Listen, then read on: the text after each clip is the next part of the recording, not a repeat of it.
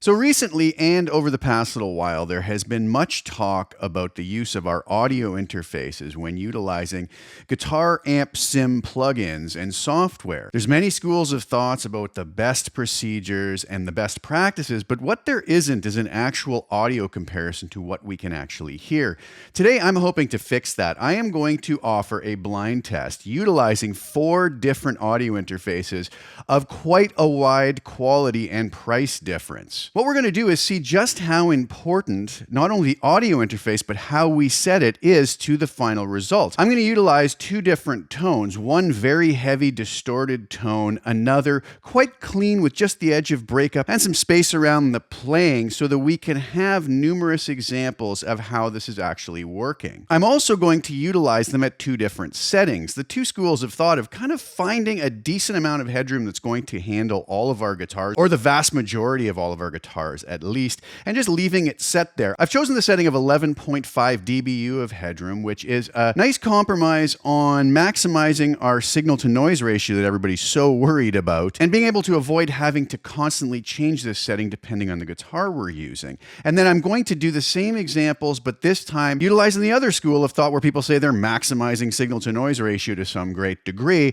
and that is getting the signal on the instrument input up as high as possible without clipping, and then compensating inside of the guitar sim plugin. In this case, we're going to be utilizing Helix Native, but it doesn't really matter what plugin we're using. I've just chosen Helix Native for today. Now, I would like to point out 2 things that I would like everybody who's viewing this to go check out. One is an article posted on the Focusrite website, and I think it is an absolutely spectacular, well-balanced article talking about audio specs in reference to audio interfaces. And keep in mind, this is a company that would like to sell you some very expensive audio interfaces. I think they did a really good job explaining why specs are important, but even more pertinent is why they may not be as important as some people make them out to be. And also another video that I'm going to link below that talks about the difference between 16-bit and 24-bit audio. Now, not that that is directly what we're talking about here, but I had a lot of comments with people so worried about not maxing out their audio interface to utilize all the bits. And I think if you go read this article and watch this video, it might help clear up a lot for some folks. So what audio interfaces am I using today? Well, on the much less expensive end, I am utilizing a Behringer UMC 202 HD. This can be purchased at Sweetwater for $69 US.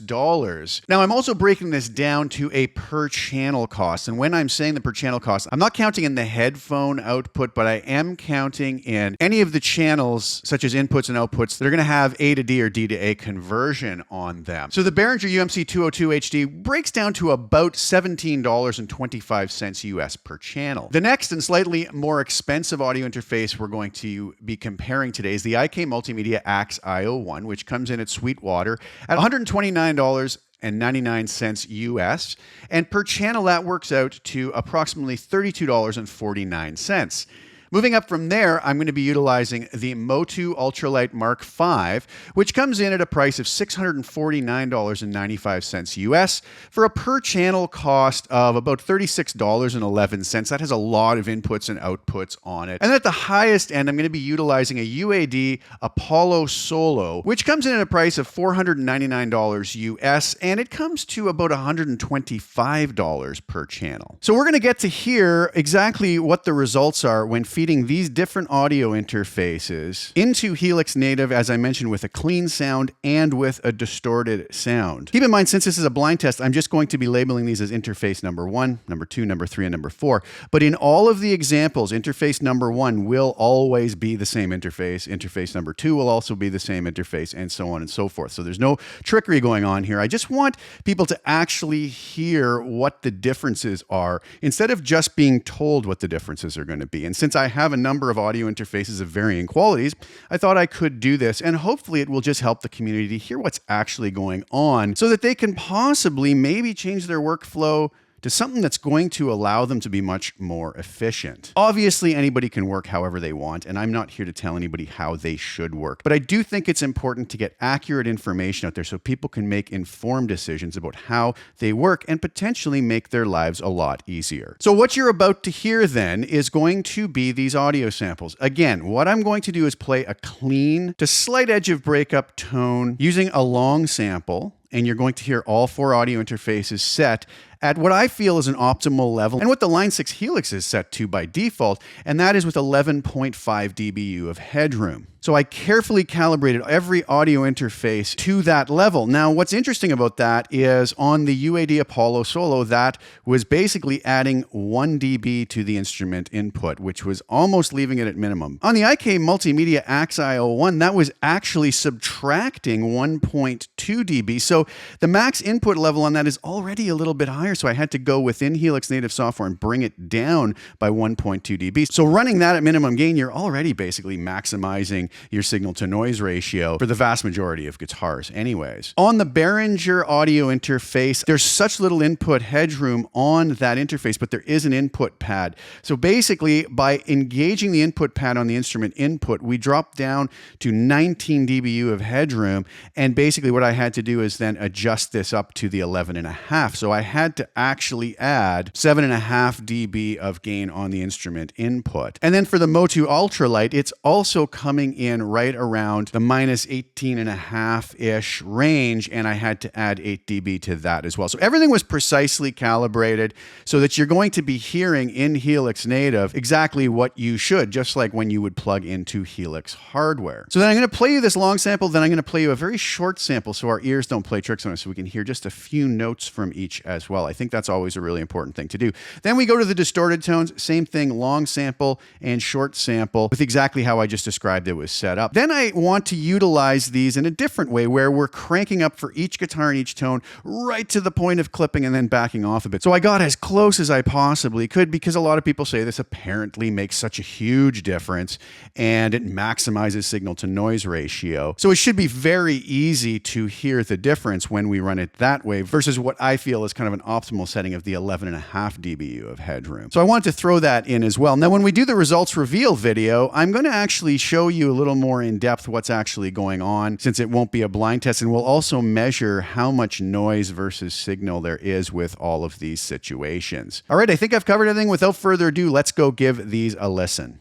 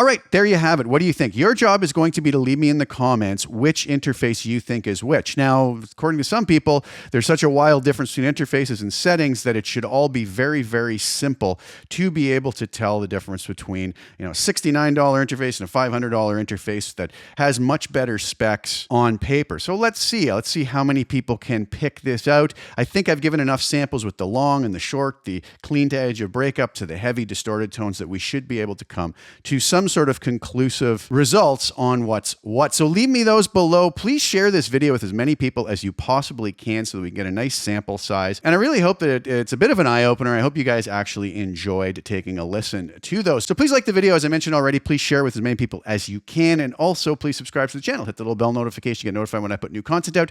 After we get a nice sample size, I will be putting a results reveal video out for this, so keep an eye out for that. And I hope you guys enjoyed this little test, and I hope you enjoy taking part in it. I'm going to leave you today with an audio video demo of one of my Tonex tone model collections, which will be available at the link below if you are so inclined. Thanks again so much for tuning in, and we'll talk very soon. Ciao for now.